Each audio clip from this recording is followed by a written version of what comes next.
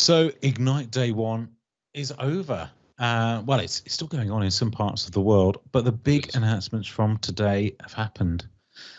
Are you excited, Paul? Steve, if I were any more excited, I'm not sure what I would do. I mean, I'm wearing my P365 shirt. I'm excited because I didn't have to go to Orlando. That's always a plus in my book. New Orleans.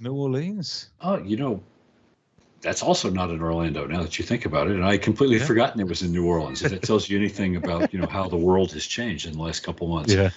But yeah, Microsoft they showed a pretty wide range of things today, from data centers to support satellites, all the way down to small devices that you can put in your pocket. So let's get started. We've got a lot to cover. Yeah. So there's a few links that we'll share alongside this to cover off some of the news. The most out there one that I heard, and it's not Microsoft 365, is Azure is now in space. It's underwater. It's in the cloud, obviously, but it's in space, Azure Orbital, and that's the interesting part from the computing aspect is on one hand that they are trying to make it very easy for things like satellites to function and communicate with ground stations. But the key thing that it's all about seems to be processing a large amount of data in Azure in near to real time. Right. That is the game changer that they've got, rather than pre-packaged modules that can be used in satellites and ground stations. Well, I think there's more to it than that. So one of the key things about putting something in space, right, in any kind of satellite operations, first you have the enormous expense of getting your satellite built. Then you have to get it to orbit. You have to operate it. And of course, Microsoft is not, as far as I know, in the space launch business, although Amazon's largest shareholder, Mr. Bezos, has a space launch business. So, why Satya doesn't have one, that's a topic for another time. Maybe he should. But when you think about those three pillars that you have to get use out of a satellite, building it has gotten steadily cheaper. Maybe not according to Moore's law, but now it is within the range of a medium-sized company to put up their own satellites, and many have. It's also getting cheaper to launch those satellites, but you still have the enormous expense of building a network of ground stations that can talk to the satellite and then do something useful with the data. And Microsoft is attacking that problem by making it cheaper to do the data reduction, the telemetry analysis. Satellite telemetry is fascinating, right? If you look at it, it is not just TCP/IP with a really long wireless connection. Yeah. And so the work that Azure Orbital does is really going to be valuable to a little tiny sliver of the world. But that little tiny sliver has an outsized impact because of how valuable that satellite data can be. In a lot of different fields. There were loads of examples that they had, particularly around some of the recent events in the US, on being able to analyze that data in real time. And of course, Satya thinks about this from the human impact of how this technology can be used, how being able to process that data more quickly could potentially be life-saving. So that was quite kind of interesting, because there's always stuff like that at Ignite where sometimes they're thinking way ahead and look, this is the new stuff that we're thinking about, but we want you to go and do stuff with it. And then you've got the stuff where they've made those bets over the last year and they want to tell you how this came off. And it's a different kind of amazing and groundbreaking to the stuff that we see in stuff like Teams, right? Well, Satya's really done a good job, not to turn this into a referendum on his tenure as CEO, but he's really done a good job of positioning Microsoft as a technology leader. They didn't have that in the Ballmer and really the Gates days. They led the technology in the little tiny scope where they functioned. But you never would have seen either of those guys ever approve something like an underwater data center, or off the coast of Scotland as well. I'm a little disappointed they didn't make that part of the keynote where they have live video of bringing the data center up from the depths and opening it to see what's living in it. I think that would have been fun, but maybe next year. Well, what they did do is talk about what they found, though, which was more interesting. That's probably, that could have been one of the reasons why it came up, because they're on about how actually it extends the life of the components, which maybe that could have been an unexpected bonus. I can't remember whether they said it was. I noticed a new word, unless you've heard this one before, dev velocity. Oh Lord, that's about every third word out of our mouths. Because I work for a software developer, as you know, and so we talk about that a lot because that measures the rate at which our product planners and engineers and QA people are able to sort of shove features out the door and get them in front of customers. And there are lots of different ways you can measure developer and development team productivity. Velocity is maybe the least bad way to do it. It's got its problems as a metric, but it's better than many others. And this I took to understand was talking about how more recently using the Microsoft platform, including the Power Platform and Azure services, developers have been able to be more reactive to what the business needs than they ever have done before. As in, at the weekend, finding out that their retail stores are closed, and on the Monday, launching an app for things like click and collect that goes into the hands of the retail employees to tell them when the next customer's coming and so on, that traditionally would have took months. And it's kind of those things that we don't notice when we go to the shops to get our stuff for DIY that have enabled us to carry on working. And I know some of this stuff already existed, or in some countries has been more developed. I think one pub chain that I work with, they had an app that was used in New Zealand, so they bought that in rather than building it themselves. But there was a big focus across today in Dynamics as well on building applications, the business making applications, which I'm always a little bit skeptical of, but also having that single platform that developers can key into to build things up to the next level as well. So it's interesting you say that, because one of the key things that I took away from Ignite so far this year, Microsoft has amassed this enormous amount of data, right? And when I think about just what's in my Microsoft 365 account, all my mail, my contacts, my calendar, a social graph showing who I talk to and whose email I read first and prioritize and so on. They have an awful lot of data. And when you think about using that data in a business context to understand who your customers are, what they do, and then give them solutions that deliver what they want, it has enormous potential. But as you said, first you have to get the roadblocks out of the way. And one roadblock is how long it takes to design, implement, test, deploy an app. So Microsoft has put all this work into sort of sanding down the rough spots to make it a nice smooth glide to get that done faster. And using Dynamics instead of writing your own app from scratch is a really important way to do that.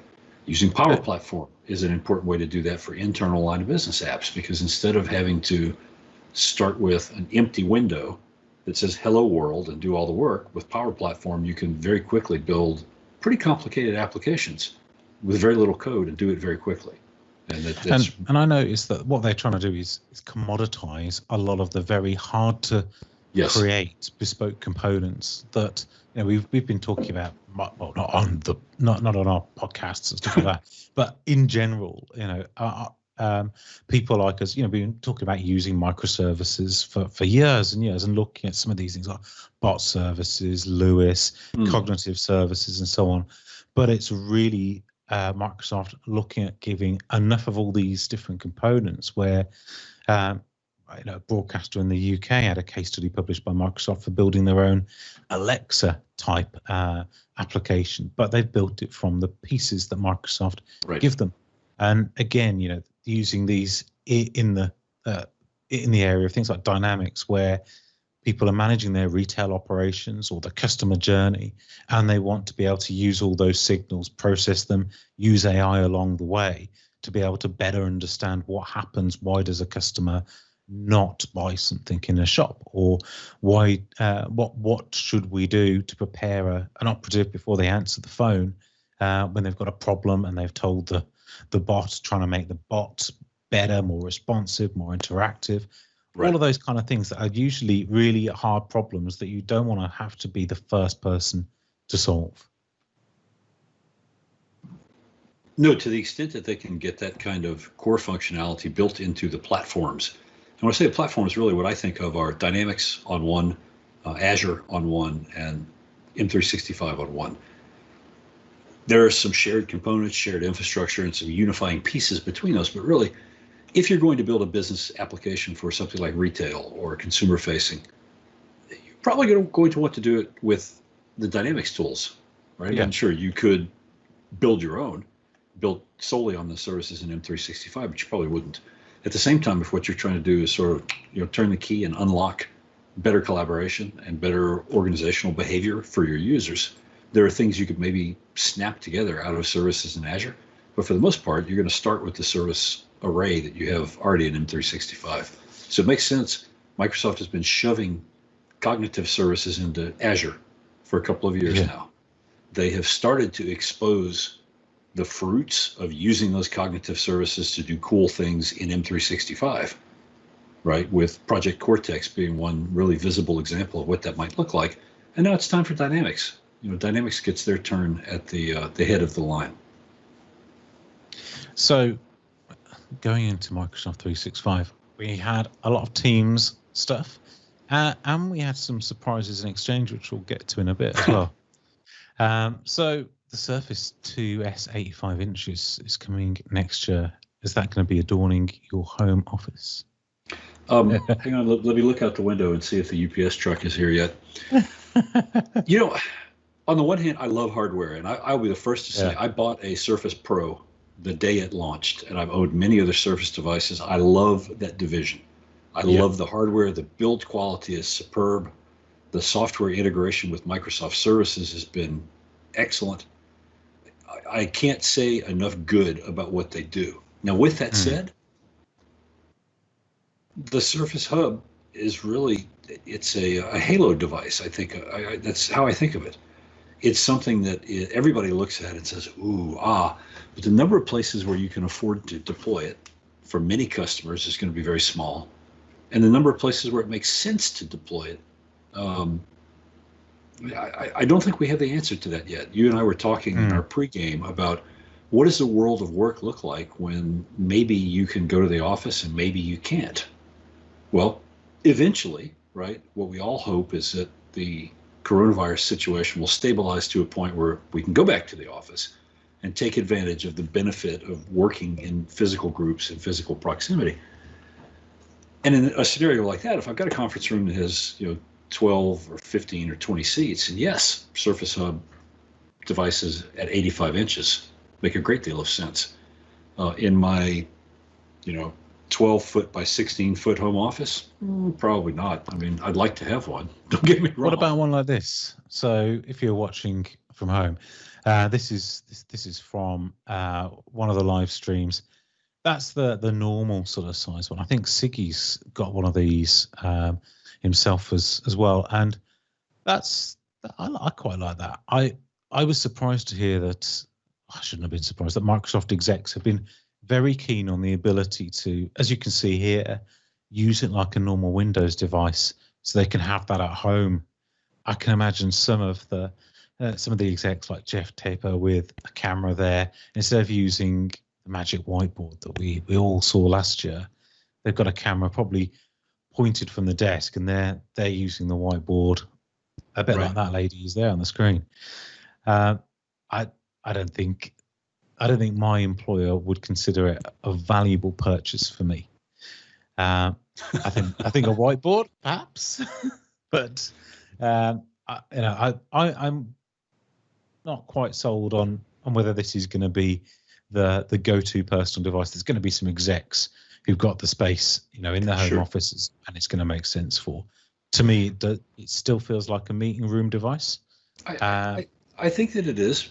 What I think is interesting, though, is Microsoft is, if you think of the market for these devices as being like a piece of taffy, Microsoft is pulling on it on both ends. So on the one hand, we have devices like the Surface Hub 2S, beautiful, high-end, high-dollar, very capable, very functional device that is not for everybody.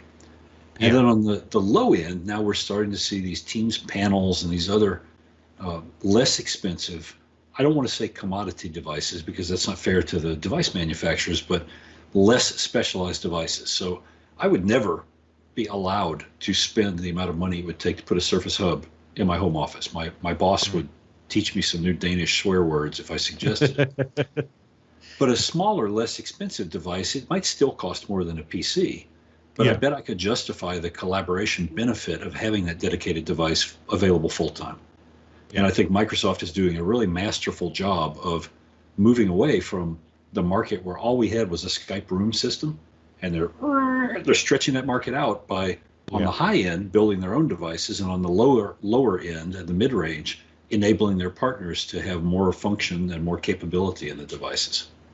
I think things like collaboration parts, you know, especially as they enter that wider Teams world, that they fit quite well with the exec sort of use case, especially as it's a bit like the very low end things you get from Facebook and people like that, where it plugs into a home TV. Right. But this scenario here, sort of going to the top end, you can see on the screen at the moment, where you've got the Microsoft Teams room, and then you've got a Surface Hub in the room as well. I mean, that's a nice scenario for a hybrid meeting. If you've got, you know, if you're going for a smaller number of remote hybrid working meeting rooms, then actually instead of having many rooms that are always full of people, a smaller number of rooms, if you've got fewer offices, this might be a good investment as well, because things like things like whiteboards and stuff like that, they need to be collaborative when you've got the other half of the workforce dialing in remotely. I don't think Magic Whiteboarders, I wouldn't want to be sitting at home at the other end and go, could you just draw me a triangle, please? I use Whiteboard, and I think if I was working with somebody that was in a meeting room, then I'd want some semblance of this kind of experience. It'd be the top end though, wouldn't it? Really, this would be a small minority of rooms in large enterprise customers. I think that it will be, and I think it'll be in, as you said, hybrid workplaces. That's a key word, right? Hybrid has just been so abused to mean so many things, but in this case, I think of my partner, for example. She works for the U.S. government, and they have a lot of meetings that involve people who work for the government, people who work in other government agencies, not the same population as her, and then people who are contractors of various kinds. And so for them to, instead of leasing an entire 100,000 square foot office building, if they were to lease a 10,000 square foot office building and spend a couple $1 million to equip these conference rooms, they would then have a shared resource that they could use very effectively and save a ton of money. So from that standpoint of what you think about is, I'm going to build a sort of like a gym or a sports stadium, but dedicated to meetings, then it makes a lot of sense to consider these devices, even though, you know, our bosses will not provide them at home. Yeah. If you're listening, Thomas, I still want one. Okay, so don't forget me at holiday time. So there was some other interesting things that are coming, and we've seen Together Mode, all right? And Together Mode is, I think, to me, a bit like background effects, where we're going to see its use grow. I thought background effects, changing a custom background was a bit of a gimmick. It's been really useful for people who don't have a dedicated workspace at home. And I think that's been a bit of a game changer, because people don't feel embarrassed that they are, as in one colleague of mine's case, working from under the stairs, or I've seen people, working from the kids' bedrooms and stuff like that, and they want to look professional.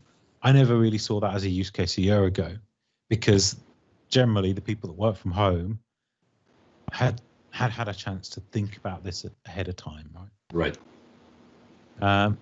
But Together Mode is something Microsoft have already released, but they are releasing different scenarios. So when they originally announced it, they said something that stuck in my mind as a really good example. Imagine you're in a coffee shop, you're all looking at a mirrored view, and you wouldn't look to the side to each other, you'd look at the reflection, if you're all sitting, at the bar or something like that. Or if you're in the if you're in a bar and there's a mirrored view and you're chatting with your friends, those kind of scenarios, they feel quite natural. And I think that's going to better play out with together mode for smaller meetings, because it's not something I keep on using over and over again, even though I've got the option. I think it's going to be like many of the other features that we see in consumer video conferencing systems. There's going to be a percentage of people who love together mode and think it's the best thing ever because it makes their meetings feel better to them. Yeah. Then there's going to be a small minority who actively hates it and talks about how terrible it is. Yeah. And most people will, accept it if it's on, but they won't necessarily seek it out. Well, you switch it on for yourself, don't you? Right. So that's the interesting part, because if you don't like it, you don't have to have it. The other one I quite like is this dynamic view. Yes. I'll put that on screen now. And you can see that the chap there is pinned effectively for everybody that's watching alongside the presented content. Not too dissimilar from what you're watching right now on YouTube. And then, of course, we've got the squares for each video feed for all the attendees on the right-hand side as well. I like this a lot. I think this is going to make a big difference. It probably won't surprise you to hear that I agree completely. And one of the things that I think is really interesting about what Microsoft is doing, they're really democratizing I was going to say the fanciness. That's not a word, but they're democratizing high-end meeting experiences. So if you look at what's shown on this screen, in the screen capture, that is something that you could not have bought for any amount of money 6 or 7 years ago in a corporate or consumer conferencing system. You just could not have. It didn't exist. And 3 or 4 years ago, it would have cost you a whopping amount, and the quality would have been poor, and it probably would have required some high priests to operate it. And now, literally, anybody who can boot the Teams client is going to be able to have an experience this good. Well, we've got a better one here. Let me just flip to the next one. Look at this. So we've seen people do things like this. And you know what they've needed to be able to have a cutout, because we've got a cutout right now. We've got a virtual green screen for both of these feeds provided by Teams. But to then put your content behind it and position yourself around, you would need to use something like the tool I'm using to record this now. I'm using NDI with OBS, but I could be using OBS pushing the webcam feed into Teams. And that does require a green screen. That does require you to get. I've got one that I've used with the Practical 365 videos. It requires good lighting, consistent lighting. It's not something that you could easily train folks up to use who are not skilled in it, just from the lighting aspects alone. Exactly. But with this, everybody can do it. And you were saying when we were talking a few days ago that you wanted to do something like this before this announcement came out. And there it is in the client. That's democratizing. It absolutely is. And I'm going to be completely honest. I knew about a lot of the announcements that Microsoft was making today, and I missed this one. So when we were talking about me having to learn OBS and probably buy a new PC, guess what? Now I probably don't have to do those things, which is great. I'm not a video producer. I don't about it as well. Stuff. Yeah, and so you're going to need something for Flight Simulator, though. Well, I still do, but I heard I can run it on that Surface Hub 2S that my boss is buying me, so I'm looking forward to that. There's a few other ones, so I'll pop this on screen. Chat bubbles in meetings. That's better than getting notifications that you sometimes get while you're in meeting, where it goes bing, bing, bing, and then you look. These popping up in view will be quite useful, especially when you're presenting a session and people ask questions, and then you have to sort of reposition yourself for that. You break your concentration. You have to go and look and find the chat view, look through, maybe scroll up. I think that's pretty good. I will find that useful. I would find it useful in my session on Wednesday today when you're watching this at Ignite, where we're going to have questions in a Teams meeting from the audience. We know we've got to try and monitor that. That's a good thing. It is. Yeah. I'm not quite as convinced about live reactions in PowerPoint. I don't know that I love the little flood of floating emojis, but we can talk about my grumpy old man preferences some other time. I have had meetings where I have actually forgot that those kind of things haven't arrived yet and looked for a way to press like, especially when it's like a big company meeting and they're like, yeah, good news and stuff like that. And I'm like, where's the like button? People like, maybe that's just me.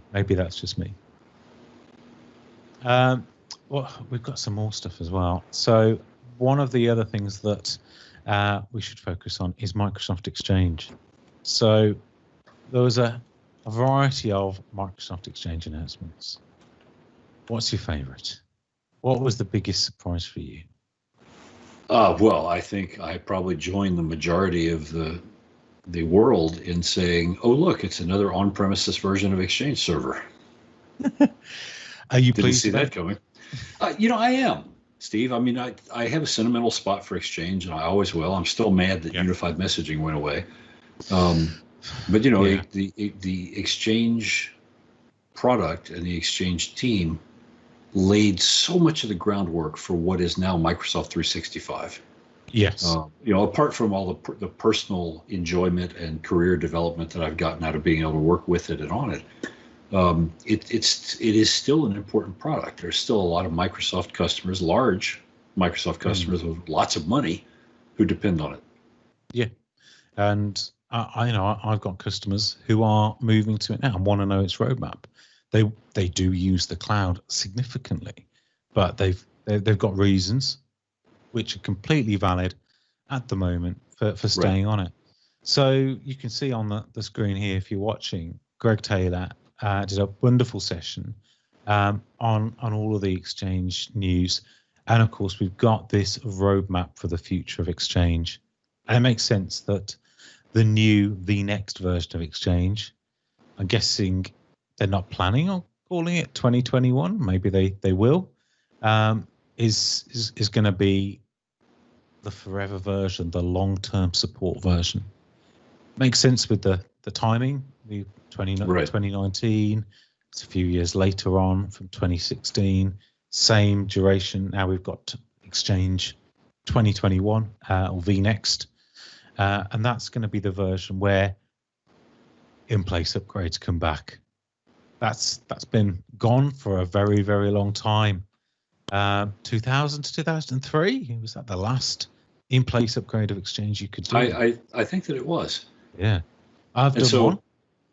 What does that tell you that those are coming back, right? I mean, why did they stop doing them? Because of the combinatorial complexity of trying to handle every possible upgrade scenario was just wrecking their ability to test. I think you've hit on a couple of reasons why they couldn't, though. Like with 2016 to 2019, we lost unified messaging. So even though a lot of things were similar between the two versions, there were obviously significant improvements.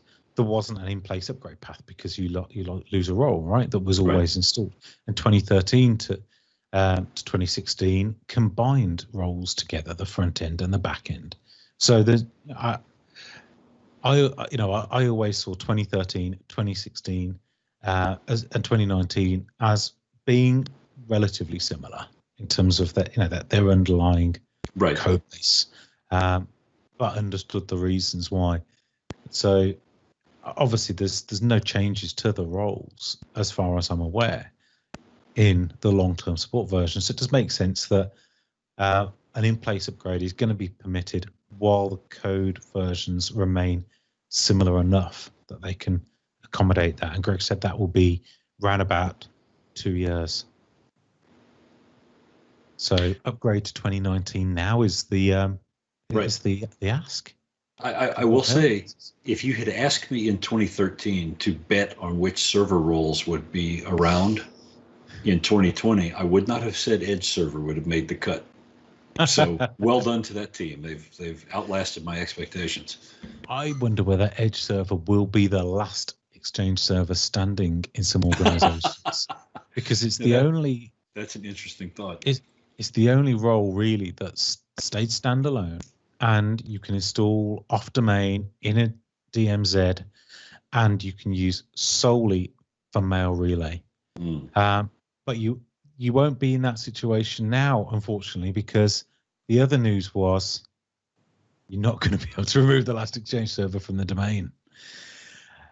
Greg told me in January at Ignite the Tour, London, that it, and he said this on stage, he said it on the record on the podcast, that he did expect us to be able to have some sort of preview around Ignite. And Microsoft posted a blog post that said as much as this. We talked about this in the podcast last week as well. You know, I don't really know what to say about this. I understand it's a very difficult problem for Microsoft to solve. And they do not want to be seen to encourage people too readily to get rid of their anchor products on-prem. But there are many customers who really are waiting on this. And even though it's a difficult problem, I can understand why Microsoft may have said, well, you know, we're still trying to work through the thicket of difficulties, and we just don't have an answer for you right now. I think that's fair. What did you think of some of the other Exchange announcements? Because there were some things that we've been promised for at least one Ignite, some two Ignites that are here. Unlike Teams, which has been, to be fair, bang, bang, bang, releasing throughout the year. A lot of the things that are announced again by the Exchange team, they're saying they're here, right? They're going into preview pretty much immediately. So I'm excited as an end user. I'm excited to see Plus addressing. That's a useful convenience for users. I like that that's coming out. Microsoft today said by the end of this year, we will have cloud-based Exchange Online message recall, which, you know, I have a lot of thoughts about that are probably not suitable for sharing in this venue. I love to see the continued exposure of data and cognitive services in Exchange for things like the Cortana meeting scheduler. Yeah. You know, Microsoft is continuing to sort of chip away at there's this popular term, emotional labor, right? There's a lot of emotional labor involved in scheduling meetings because depending on where you are in terms of power dynamics relative to the people you're scheduling with, sometimes you get to set the meeting time. Sometimes you have to accept somebody else's. I love just being able to sort of brush that off to an automated tool and say, you go look at these people's calendars to see if you can figure out a good time without any effort on my part. So the more kinds of services like that we get, the happier I'll be in terms of what my day-to-day life looks like.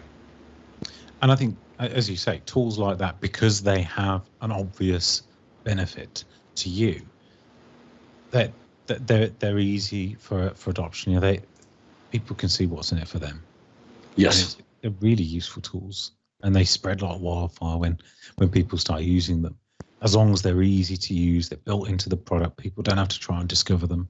You know, I see Find Time is now where I work widely used. You know, a few people started using it, and then bam, bam, bam, everybody has started using it for client meetings, cross-organization meetings, and so on. It just makes things easier, doesn't it? It does. We've got the new admin center that was announced last year is now going to be opt-in. It's going to be GA in 2021.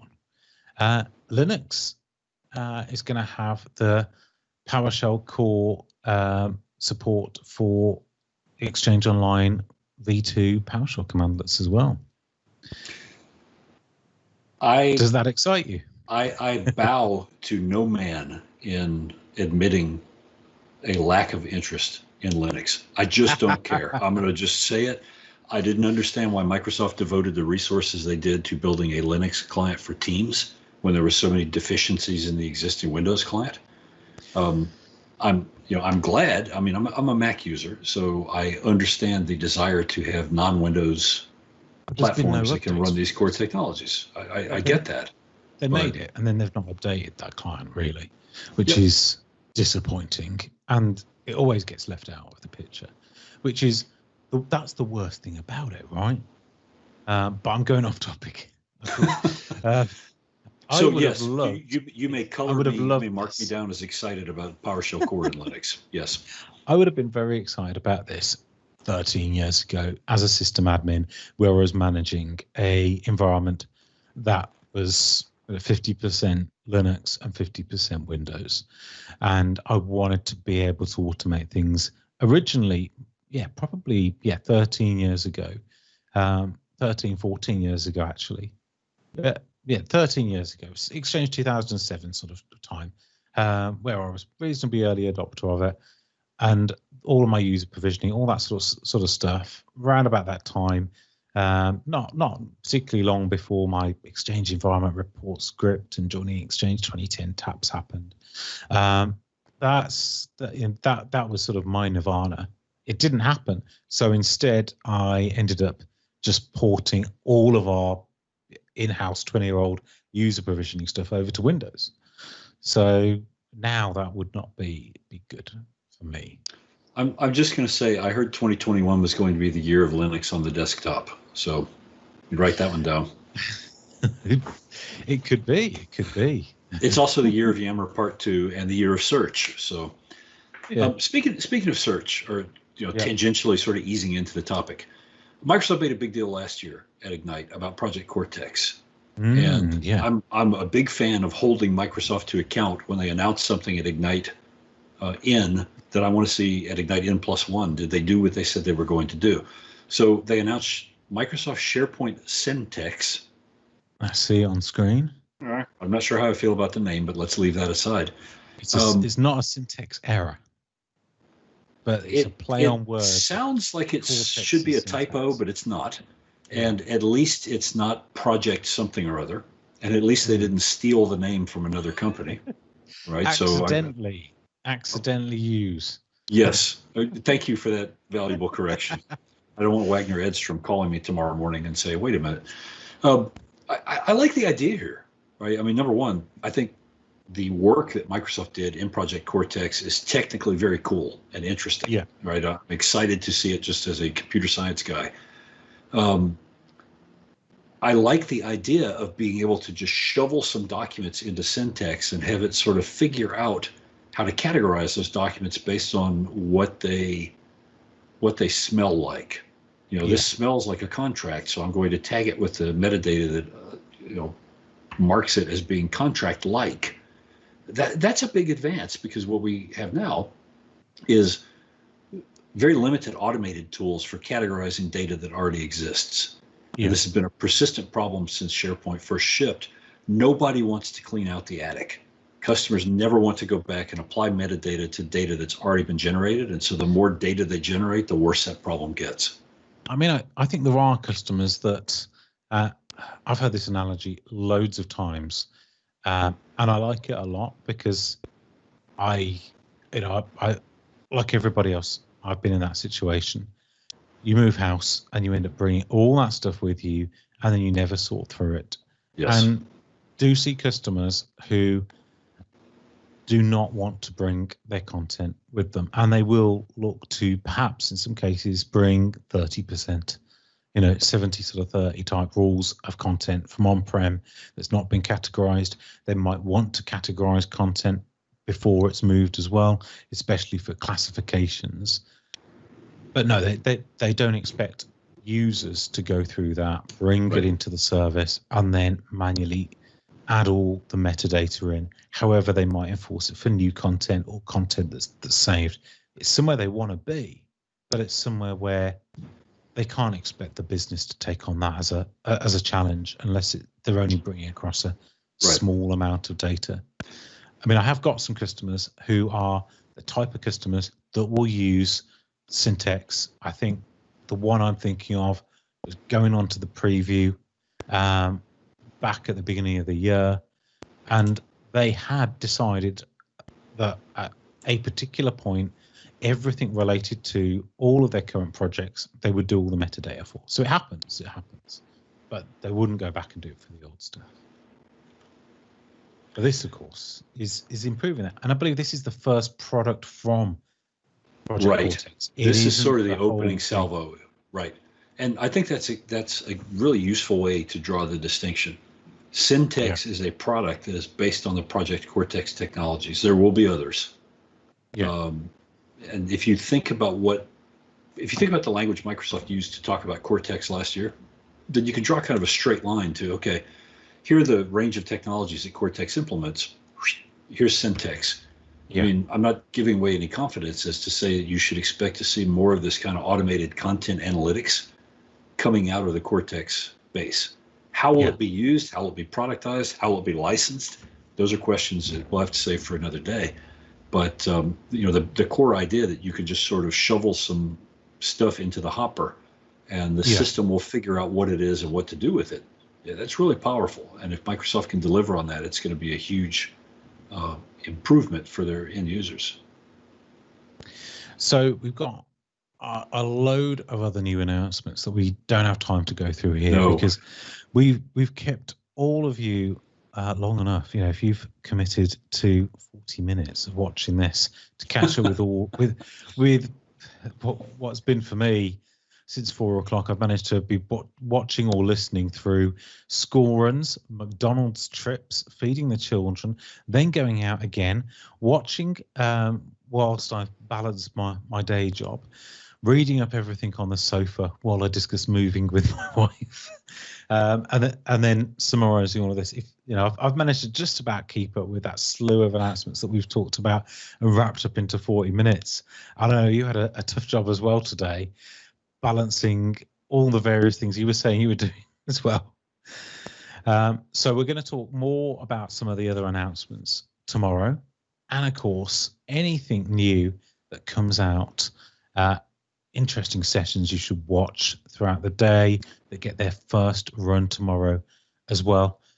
We'll also compile some other key links like how to get to the video library, how to get these fancy backgrounds like this one I've got behind me. Oh, I know, isn't that nice? Yeah, I should show you. Have you seen all of them or just those? Shall I show you another one of these? Are there more? Okay, I've seen the ones. There's the Ignite ones. I've also got. Let me look. You like Exchange, right? I like it a bit. Yes. Yes. Let's scroll. Let me scroll down, and I have got this one here. Look at that. Which shoulder? It's that shoulder. All right. Behind me there, I've got my fridge, and I've got all my Exchange stuff in the Outlook logo. There's a whole bunch of those as well. So that's the swag this year. It's PNG files. I want to give a shout out to the Ignite planning and event team, because I know from having had some tangential contact with them at past events, I know how hard it is to organize a large scale physical event. It's a backbreaking effort. It does take most of the year. And I know they had to pivot really quickly to try to put together a virtual event, but looking at the chatter on Twitter, talking to people who have seen the content, the event has been well organized. It's been well run. The content has been delivered as well as can be expected with the constraints that they have. And the team really had the rug yanked out from under them midway, and they had to go back and start from scratch. So I give them a big well done for the smoothness of the experience today. I know the Xbox team wishes that their launch day experience had been that smooth. So I'm looking forward to what we see from that team tomorrow. Yep. So tune in tomorrow, and we will have much more for you. All right. Thanks, Steve. See you tomorrow.